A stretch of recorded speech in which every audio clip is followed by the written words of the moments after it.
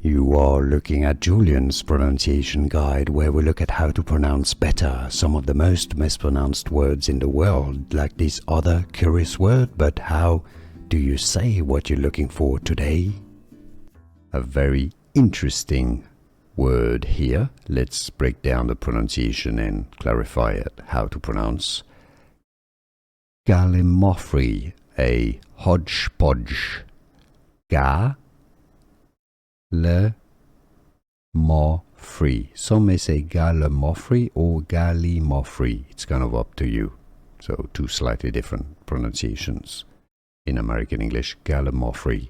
British English, probably more Gallimaufry. But similar, Gallimaufry.